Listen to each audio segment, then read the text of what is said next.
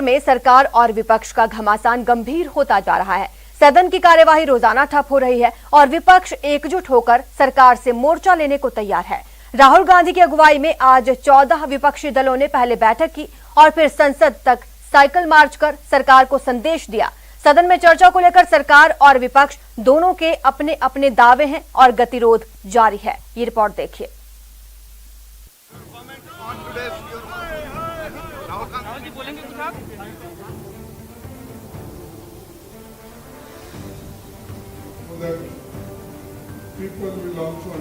हम पेगासस राष्ट्रीय सुरक्षा का मुद्दा है। संसद से सड़क तक मोर्चाबंदी। Feeling of the common people, sir, they are looting the country. Rahul की ब्रेकफास्ट पॉलिटिक्स। और ये तय हुआ कि सारी विपक्षी एकता रहेगी 2024 तक। इसी तरह जनता के मुद्दों पे हम लड़ाई लड़ेंगे। सदन में चर्चा पर महाभारत। सत्ताधारी सरकार सदन की मर्यादा को खत्म कर रही है, लेकिन विपक्ष हम देश की आवाज को सदन से सड़क तक लेके जाएंगे और आज साइकिल चला के यही हम प्रकाशित कर रहे हैं। विपक्ष का प्रहार, सरकार का पलटवार। Prime minister is very categorising this. सार्थक और समृद्ध चर्चा होना चाहिए, ये प्रधानमंत्री जी का इच्छा है, इसलिए मैं फिर से आग्रह करता हूं। देश में मानसून भले ही जमकर ना बरस पा रहा हो, लेकिन दिल्ली में सियासी हंगामा जमकर चल रहा है।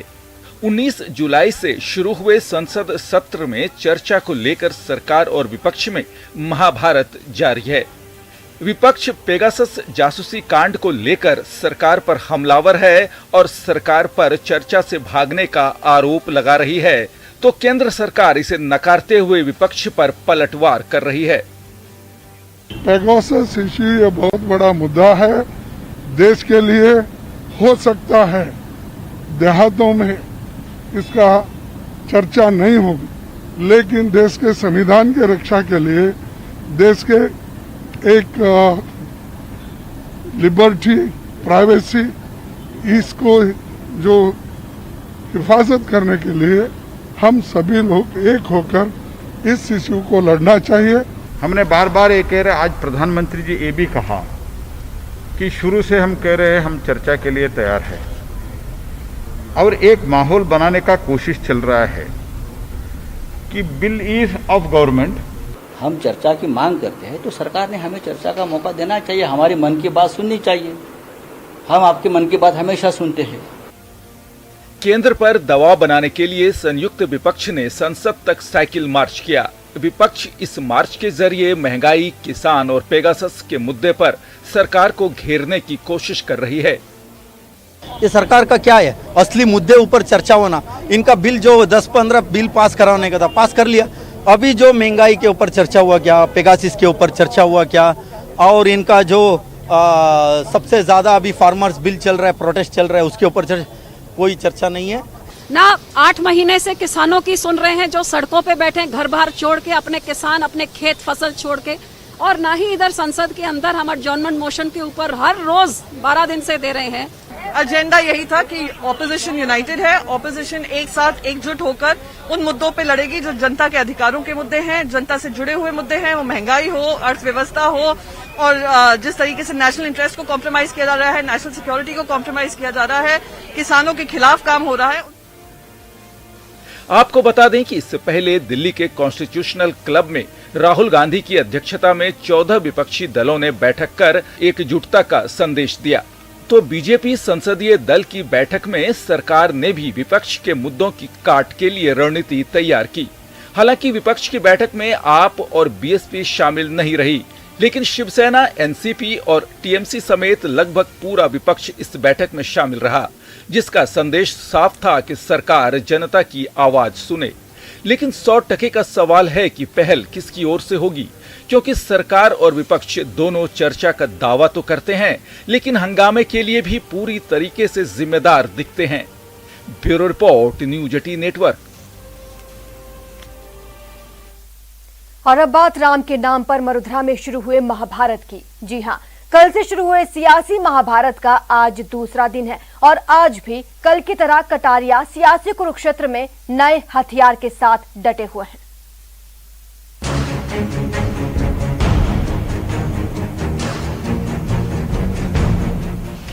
पहले बयान सुनिए। अगर आज ये बीजेपी नहीं होती ना तो ये भगवान राम वहां समुद्र में होते दोस्त।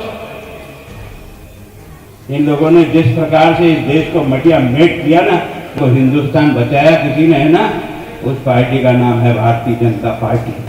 बयान पर सफाई सुनिए।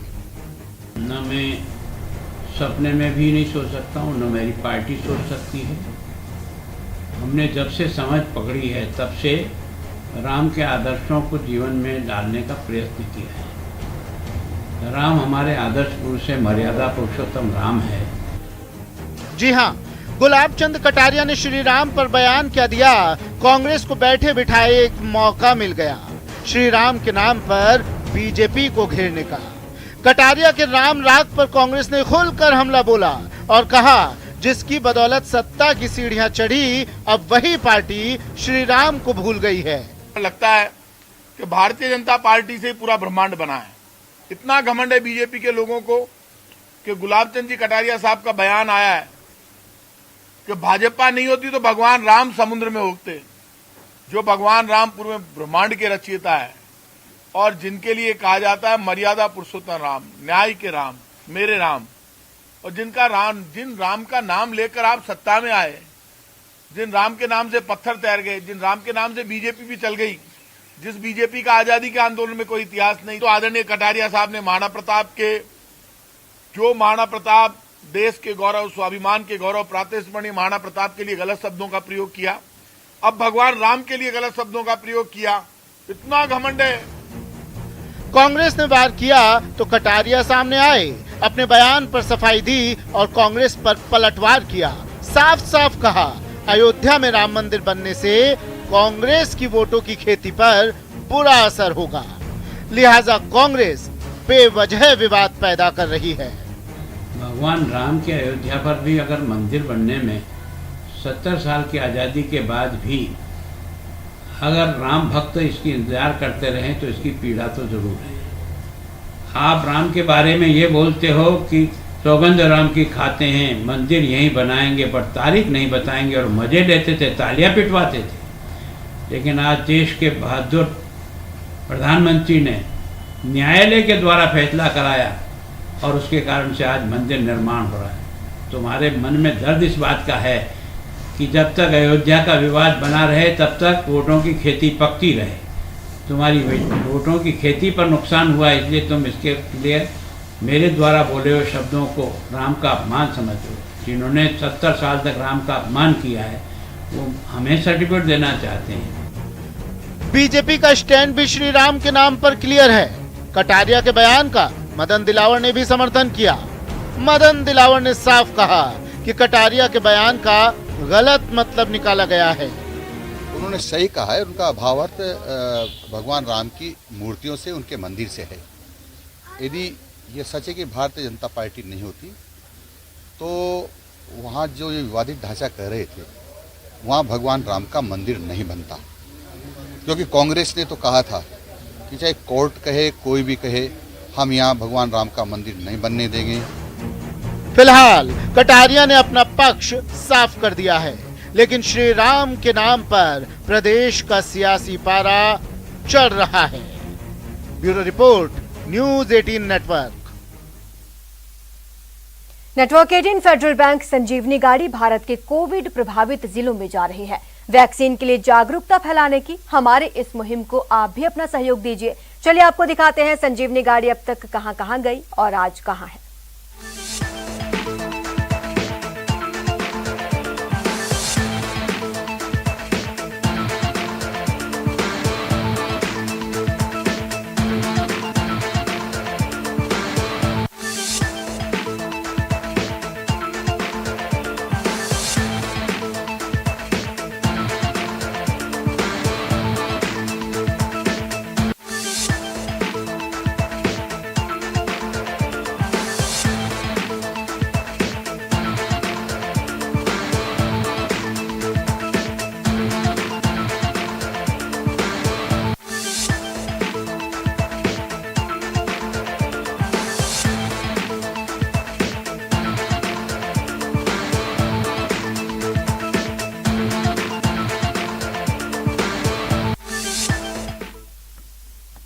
यहाँ रुकते हैं छोटे से ब्रेक के लिए, जल्द हाजिर होंगे।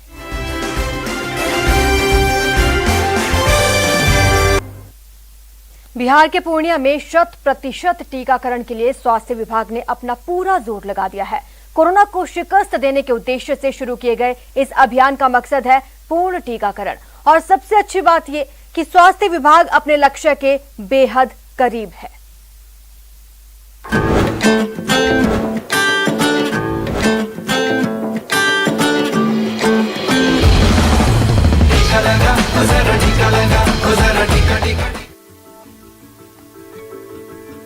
कोविड-19 की दूसरी लहर से सबक लेते हुए पूर्णिया जिला प्रशासन ने पूरी तरह से कमर कस ली है।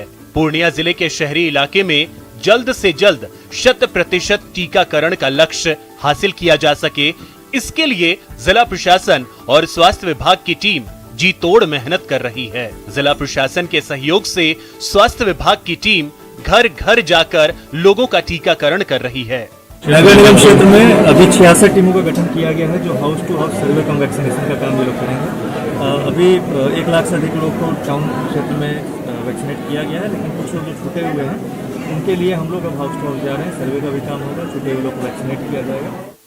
दरअसल पूर्णिया जिला प्रशासन कोरोना की तीसरी लहर के खतरे को भांपते हुए इस बार पहले से ज्यादा चौकस है। इसलिए टीकाकर्मी नगर निगम के सभी 46 वार्ड में घर घर जाकर लोगों को टीका लगा रहे हैं। इस अभियान में किसी तरह की चूक न हो, इसके लिए बाकायदा जिला प्रशासन और स्वास्थ्य विभाग के अधिकारियों ने टीम को प्रशिक्षित किया है। पूर्णिया जिला प्रशासन इस अभियान के लिए किस कदर मुस्तैद है, इसका अंदाजा आप इसी बात से लगा सकते हैं कि इस बार सिर्फ वैक्सीनेशन के लिए 189 टीम का गठन किया गया है। पूर्णिया शहरी क्षेत्र में 46 वार्ड्स है। इसके लिए हम लोग 189 टीम का गठन किए हैं। इन टीमों का ओरिएंटेशन कोर्स हम लोग कर चुके हैं। डोर टू डोर कैंपेन के तहत जो सूचीबद्ध भी हो रहा है और सबको घर घर जाके वैक्सीनेट करने का प्लान है। पूर्णिया जिला प्रशासन टीकाकरण अभियान के साथ साथ घर घर जाकर सर्वे भी कर रहा है, ताकि कोरोना के खिलाफ इस जंग में कोई भी शख्स कमजोर कड़ी न बन जाए। जाहिर है मजबूत इच्छा शक्ति और टीम वर्क की बदौलत पूर्णिया कोरोना के खिलाफ जंग में निर्णायक भूमिका निभाने की तैयारी में है। उम्मीद है पड़ोस के बाकी जिले भी इस मॉडल से कुछ सीखेंगे और कोरोना मुक्त भारत के सपने को साकार करने में अपनी सशक्त भूमिका निभाएंगे। Bureau report, news 18 network.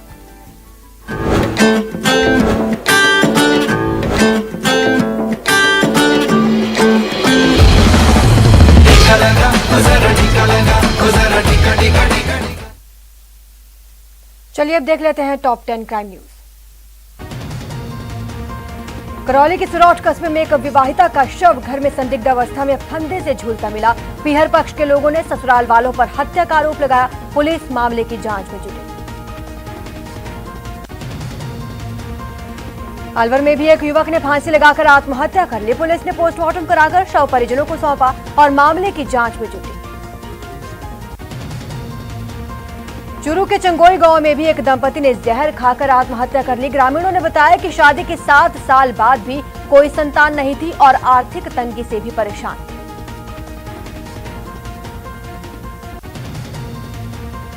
Dausa के कांस्टेबल हत्याकांड में पुलिस ने मुख्य आरोपी को गिरफ्तार किया। अब तक 4 आरोपी गिरफ्तार हो चुके हैं, वहीं 8 आरोपियों की तलाश जारी।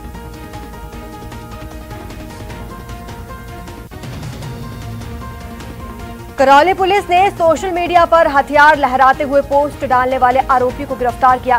साथ ही आरोपी के कब्जे से देसी कट्टा और जिंदा कारतूस बरामद।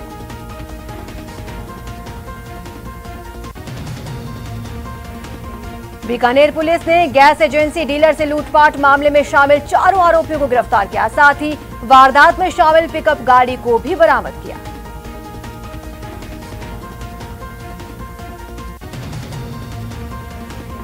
जालौर में एसीबी ने डिस्कॉम के ठेकेदार को 30,000 की रिश्वत लेते रंगे हाथों गिरफ्तार किया।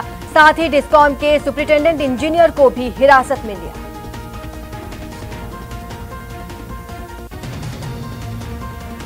बांसवाड़ा में भी एसीबी ने प्रतापगढ़ जिले के घूसखोर हेड कांस्टेबल को गिरफ्तार किया। आरोपी हेड कांस्टेबल ने मारपीट के मामले में रिश्वत की मांग की थी।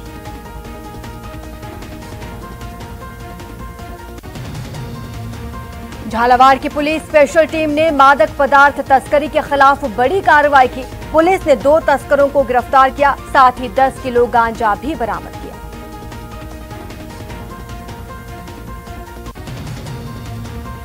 वहीं कोटा पुलिस ने डकैती की योजना बनाने के एक मामले में 3 बदमाशों को गिरफ्तार किया। आरोपियों के खिलाफ लूट, डकैती और हत्या के मामले पहले से ही दर्ज हैं।